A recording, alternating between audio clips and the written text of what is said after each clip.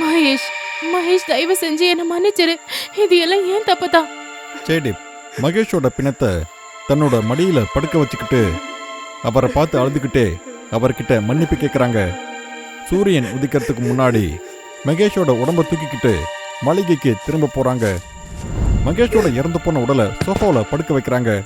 அங்க சோனா அவர் நெஞ்சு மேல ஏறி அவரோட காயத்தெல்லாம் நக்கி ரொம்ப சோகமான குரல்ல கத்திக்கிட்டு இருக்கு.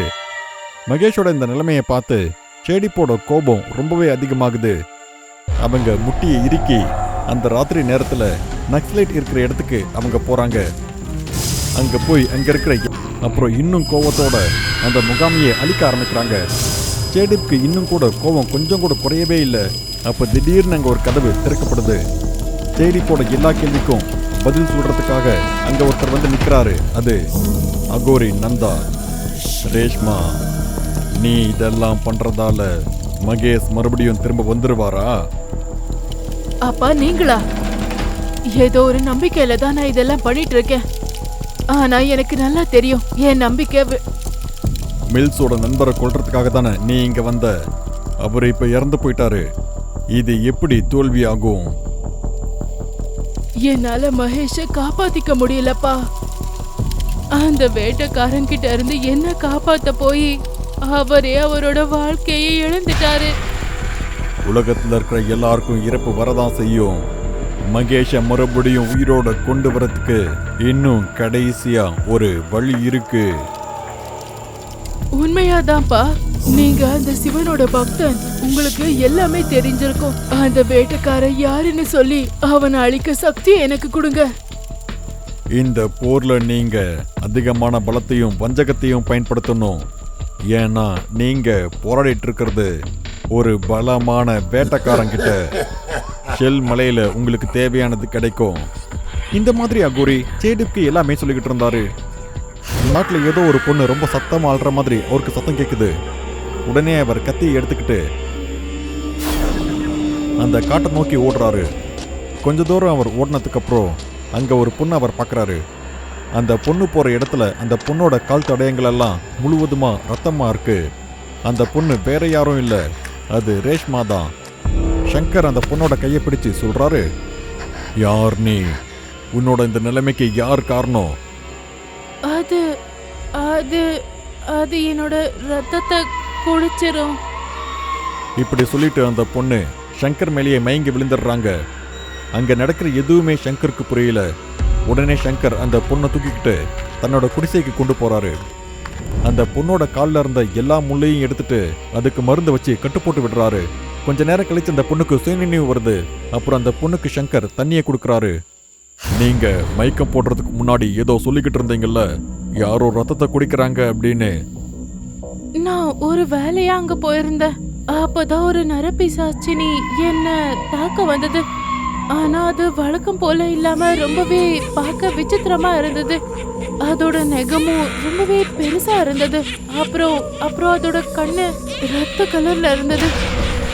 எல்லாத்துக்கும் மேல உன் வாசனைய பிடிச்சு அந்த பிசாசு இங்க வரத்துக்கு வாய்ப்பு இருக்கு. கேளு, நீ இதே இடத்துல இரு. நான் திரும்பி வந்ததும் 3 முறை கதவை தட்டுவேன். அப்ப கதவை திற, இல்ல கதவை திறக்காத. வேட்டைக்காரன் சங்கர் அப்படி சொல்லிட்டு அங்கிருந்து கிளம்புறாரு. அந்த ரூம்ல இருந்த ரேஷ்மா அந்த ரூம்குள்ள எதையோ தேடுறாங்க. அந்த ரூம்குள்ள இருக்கிற அலமாரியில 2 பாட்டில் இருக்கிறத பாக்குறாங்க. அதை கண்டுபிடிக்கிறதுக்கு ரேஷ்மாவுக்கு நிறைய நேரம் எடுக்கல. ரேஷ்மா அந்த 2 பாட்டிலையும் உடைக்கிறாங்க. ஒரு பாட்டில மகேஷோட ஆன்மா இருந்தது. அப்புறம் இன்னொரு பாட்டில்ல ஒரு பூதமும் இருந்தது. மகேஷ் உனக்கு ஒண்ணும் ஆகலையே? உன் உயிர் மேல ஆசை இருந்தா நீ உடனே இங்க இருந்து ஓடிரு, இல்லனா அந்த வேட்டைக்காரன் அத நாசம் பண்ணதான் நான் வந்திருக்கேன். அவன் சாகா வரம் பெறணும்னு ஆசைப்படுறான். அதுக்காக ஷெல் பர்வத மலைக்கு எங்களை கொண்டு போய் அங்க அமாவாசை ராத்திரி அன்னைக்கு எங்களை பலி கொடுக்கணும்னு இருக்கான். ரேஷ்மா, இவர் சொல்றதெல்லாம் சரிதான். நீ முதல்ல இங்க இருந்து ஓடிரு. அந்த வேட்டைக்காரனை ஜெயிக்கிறது அவ்வளோ ஈஸி இல்ல. அகோரி பாபா என்ன ஆசீர்வதிச்சு அவர் காட்டின பாதையில தான் இந்த தடவை நம்ம நினைச்சது நிறைவேறும். மகேஷ், இது நம்மளோட யுத்தம். அப்புறம் அதை நம்ம வழியை விட்டு துரத்த நமக்கு ஒரு சின்ன உதவி கிடைச்சாலும் அது ரொம்ப பெருசுதான். இந்த மாதிரி சதித்திட்டம் திட்டிக்கிட்டு இருந்தாங்க. அப்புறம் இன்னொரு பக்கம் வேட்டைக்காரன் சங்கர் அந்த காட்டுக்குள்ள குல்மோகர் மரத்து மேல உட்காந்துக்கிட்டு அந்த காட்டை அவர் கவனிச்சிட்டு இருந்தாரு. சங்கர் அங்க நிறைய நேரம் உட்காந்துட்டு இருந்தோம் அந்த காட்டுல எதுவுமே நடக்கல. அவர் அங்கே இங்கேயும் சுத்தி பார்த்துக்கிட்டே இருக்காரு. அப்ப திடீர்னு அந்த காட்டுல கிளைகள் முறிகிற மாதிரி சத்தம் கேக்குது. உடனே சங்கர் அந்த பக்கம் திரும்பி பார்க்கறாரு. சங்கர் உடனே மரத்து மேல இருந்து கீழே குதிக்கிறாரு. சங்கர் அப்ப பார்க்கும்போது ரேஷ்மா காட்டுக்குள்ள ஷைத்தான் கோயிலை நோக்கி ஓடிட்டு இருந்தாங்க. நடக்கிற எதுவுமே சங்கருக்கு புரியல. ரேஷ்மாவுக்கு காலில் இவ்வளோ அடிபட்டிருந்தும் கூட எப்படி அவங்களால இவ்வளோ ஸ்பீடா ஓட முடியும்னு அவர் யோசிக்கிறாரு. உடனே அவர் ரேஷ்மாவை பின்தொடர்ந்து ஓடிக்கிட்டே இருக்காரு. ரேஷ்மா வேகமா ஓடி போய் ஒரு குளத்துல குதிக்கிறாங்க. அப்படியே மெதுவா மூழ்கி போறாங்க. காலில் காயம்பட்டிருக்கிற ஒருத்தர் எப்படி இவ்வளோ வேகமா ஓடுவாங்கன்னு சங்கர் ரொம்ப குழம்பி போயிட்டாரு. சங்கரும் வேகமா ஓடி போய் அந்த குளத்துக்கிட்ட வந்துடுறாரு. அப்புறம் அவர் எதுவுமே யோசிக்காம அவரும் அந்த குளத்துக்குள்ள குதிச்சிடுறாரு. ரேஷ்மாவை காப்பாத்த கொஞ்ச நேரத்துக்கு அந்த தண்ணி ரொம்ப அமைதியா இருந்தது. அப்புறம் அந்த தண்ணியில இருந்து குமிழ்கள் வர ஆரம்பிச்சது. திடீர்னு சங்கர் அந்த தண்ணியில இருந்து ரொம்ப சத்தமா கத்திக்கிட்டு ரொம்ப வேகமா வெளியில வந்து விழுந்துடுறாரு. சங்கர் வயித்தை பிடிச்சுக்கிட்டு வலியால கதறிட்டு இருக்காரு. அப்ப தண்ணிக்குள்ள இருந்த சேடிப் அவங்க உண்மையான ரூபத்துல வெளியே வராங்க. சேடிப்பை பார்த்த உடனே சங்கர் அப்படியே ஷாக் ஆயிடுறாரு. ஏன்னா சேடிப்போட கையில ரொம்ப திவ்யமான கத்தி இருந்தது. இதை பார்த்து சங்கர் ரொம்ப பயந்து போய் சேடிப்பை பார்த்து சொல்றாரு, இது நீ யாருப்பா, நான் எதிர்பார்க்கவே இல்லை. உன் மாய வலையில என்னை மாட்டி விட்டுட்ட. நான் உன்னை அழிப்பேன். அப்புறம் இதுதான் உன்னோட முடிவு. நீ வெறும் இப்படி பேசிக்கிட்டு மட்டும்தான் இருப்பியா, இல்ல செயலையும் அதை காட்டுவியா? இதை கேட்டு சங்கர் ரொம்ப கோவப்படுறாரு. சேடிப்பை கொன்னே ஆகணும் அப்படின்னு ரொம்ப கோவத்துல சேடிப்பை நோக்கி அவர் ரொம்ப வேகமா ஓடி வந்துட்டு இருக்காரு. அப்ப தயாரா இருந்த சேடிப் கையில இருந்த அந்த வேட்டைக்காரன் சங்கர் எப்படியே எழுந்து ஏதோ மந்திரத்தை முணுமுணுத்தாரு. அப்ப அவருக்கு முன்னாடி நெருப்புல எரிஞ்சிட்டு இருக்கிற ஆயுதத்தை வச்சு சேடிப்பு அடிக்கிறாரு. சேடிப்பும் கை கூப்பி ஏதோ மந்திரத்தை சொல்றாங்க. சேடிப்போட மந்திர சக்தியால சங்கரோட ஆயுதத்தை நிர்மூலமாக்கிடுறாங்க. தான் மந்திரம் தோல்வி அடைஞ்சதை பார்த்து சங்கர் மறுபடியும் மந்திரத்தை சொல்றாரு. அப்புறம் அங்கிருந்து மறைஞ்சிடுறாரு. சேடிப்பை எல்லா பக்கமும் பார்க்குறாங்க. ஆனால் சங்கர் அங்கே எங்கேயுமே இல்லை. அவர் இருந்ததுக்கான அடையாளமும் இல்லை. அப்போ பின்னாடி இருந்து யாரோ தாக்க வர மாதிரி சேடிப்புக்கு தோணுது. அது சங்கராக தான் இருக்குன்னு நினச்சிக்கிட்டு அவங்க திரும்பி பார்க்கறதுக்கு முன்னாடியே யாரோ வேகமாக சேடிப்பை உதச்சிடுறாங்க. என்ன நினைச்சிட்டு இருக்கிற நிறப்பிசாசு, இன்னுமா என் திறமையை பற்றி சந்தேகப்படுற? என்ன ஜெயிக்க முடியும்னு நினைச்சிட்டு இருக்கியா? இதை கேட்டு சேடிப் ரொம்ப சத்தமாக சிரிக்கிறாங்க. அப்புறம் கொஞ்ச நேரத்திலேயே அவங்க புலி ரூபத்துக்கு மாறிடுறாங்க. அந்த புலி ரூபத்தில் வாயில அந்த கத்தியை வச்சுக்கிட்டு பிசாசு கோயிலை நோக்கி ஓடுறாங்க. சங்கரும் அப்ப பின்னாடியே ஓடி வந்துட்டு இருக்காரு. சேடிப் கோயிலுக்கு போறதுக்கு முன்னாடியே சங்கர் அவங்களை பிடிக்கணும்னு நினைக்கிறாரு. அப்ப திடீர்னு மகேஷ் அங்க வந்து சங்கரோட மூஞ்சிலேயே ரொம்ப வேகமா குத்துறாரு. சங்கருக்கு ஒண்ணுமே புரியல. அவர் சங்கரோட ஆத்மாவை பாட்டில் அடைச்சி வச்சிருந்தாரு. இப்ப சங்கர் தான் முன்னாடி இருக்கிறத பார்த்து அவர் ரொம்ப ஆச்சரியப்படுறாரு. அகோரி சேடிப் கிட்ட மகேஷோட ஆத்மா வேட்டைக்காரன் சங்கர் கைது பண்ணி வச்சிருந்ததா சொல்லியிருந்தாரு. மகேஷோட ஆத்மா ரொம்ப தூரத்தில் இருக்கிற குடிசையில் இருக்கிறதாவும் சொன்னாரு. மகேஷோட ஆத்மாவை மீட்டு வரதுக்காக தான் அவங்க ரேஷ்மா ரூபத்தில் போயிருந்தாங்க. இந்த லெட்டர்ல ஒரு மந்திரம் இருக்கு. உன்னோட உடம்பு கிட்ட போய் இத நீ 2 தடவை படி. அப்புறம் நீ உன் உடம்புக்குள்ள போனதுக்கு அப்புறம் அந்த பேய் கோயில் கிட்ட எனக்காக காத்துட்டு. என்னாச்சு வேட்டைக்காரன் சங்கர்? என்ன உனக்கு பயத்துல வேர்த்து கொட்டிக்கிட்டு இருக்கா? நீ நீ நீ எப்படி திரும்பவும் வந்த? நான் உன்னை பாட்டில் அடைச்சி வச்சிருந்தனே. வாய்ப்பே இல்ல. நான் உயிரோட தான் இருக்கேன். இதோ இதுக்கான ஆதாரம் பாரு. இப்படி சொல்லிட்டு மகேஷ் வேட்டைக்கார சங்கரோட முகத்துல கீறாரு. அவர் ரொம்ப பயந்து போயிருந்தாரு. அப்புறம் மகேஷ் தள்ளி விட்டுட்டு அவர் அந்த சலியை நெருங்கிறதுக்கு முன்னாடியே அங்க இருந்த சேடிப் அந்த சலியை தூக்கி போட்டு சுக்குநூறா உடைச்சிடுறாங்க. அப்புறம் அடுத்து அவங்க எடுத்து வைக்கிற ஒவ்வொரு அடியிலையும் அவங்க ரூபம் மாறிக்கிட்டே இருந்தது. சில சமயம் ரேஷ்மா தெரியுறாங்க, சில சமயம் சேடிப் தெரியுறாங்க. வேட்டைக்காரன் சங்கர் ரொம்ப பயந்து போய் நின்றுட்டு இருக்காரு.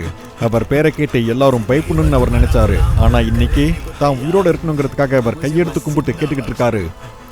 நான் உனக்கு வாழ்நாள் முழுவதும் அடிமையா இருக்கிறதுக்கு தயாரா இருக்கேன். தயவு செஞ்சு என்ன உயிரோட விட்டுரு. இங்க பாரு, போர்ல யாருமே நிராயுதபாணியை தாக்க மாட்டாங்க. ஆனா ரேஷ்மா சங்கரை நோக்கி வந்துகிட்டே இருந்தாங்க. சங்கர் அப்படியே மெதுவா பின்னாடி அடி எடுத்து வச்சு போய்கிட்டே இருந்தாரு. அப்ப பின்னாடி இருந்த மகேஷ் வேட்டைக்காரன் சங்கரை இறுக்கமா பிடிச்சிக்கிறாரு. அப்புறம் கழுத்தை பிடிச்சி நெருக்கிறாரு. வேட்டைக்காரன் சங்கரோட முகத்துல மரண பயம் நல்லாவே தெரிஞ்சது. இந்த தடவை மகேஷும் சேடிப்பும் ஒரே இடத்துல சங்கரை கொல்ல காத்துட்டு இருக்காங்க. இனிமே நான் யாரையுமே வேட்டையாடவே மாட்டேன். தயவு செஞ்சு என்னை விட்டுருங்க. நான் கெஞ்சி கேட்டுக்கிறேன், என்னை விட்டுருங்க. நான் தயவு செஞ்சு கெஞ்சி கேட்டுக்கிறேன். வேட்டைக்காரன் சங்கர் இறந்து போன உடனே அந்த கோவிலுக்குள்ள சூரிய வெளிச்சம் வர ஆரம்பிக்குது. அந்த சூரிய கதிர்கள் மகேஷ் மேல பட்ட உடனே மகேஷோட உடல் அப்படியே எரிய ஆரம்பிக்குது. அப்புறம் மகேஷ் அதே இடத்துல மயங்கி கீழே விழுந்துட்டாரு. அப்புறம் செடி போட கையை பிடிச்சிட்டு அவர் சொல்றாரு, ரேஷ்மா, உன் கூட இருந்த வரைக்கும் நான் சந்தோஷமா இருந்தேன். போதும், இன்னையோட என் வாழ்க்கை முடிய போகுது. உன் கூட இல்லாதது எனக்கு வருத்தமா இருக்கு. I love you Reshma. இப்படி சொல்லிட்டு மகேஷ் கடைசி மூச்சை எடுத்துக்கிட்டு இருந்தாரு.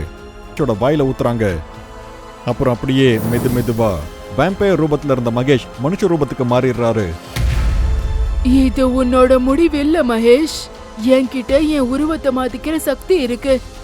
அந்த பாபா எனக்கு சொன்னாரு, ஒரு நாள் இது உனக்கு பயன்படும்னு. ஆனா ராத்திரி ஆனதும் நீ மறுபடியும் வேம்பயரா மாறிடுவ. உன்னால என் உடம்புல மட்டும் இல்ல, மனசுலயே மாற்றம் வந்திருக்கு. அப்படின்னா நான் உன்னை ரொம்ப நேசிக்கிறேன். இதை கேட்டு செடி சிரிக்கிறாங்க. அப்புறம் அப்படியே அவங்களும் மெதுவா ரேஷ்மா ரூபத்துக்கு மாறிடுறாங்க.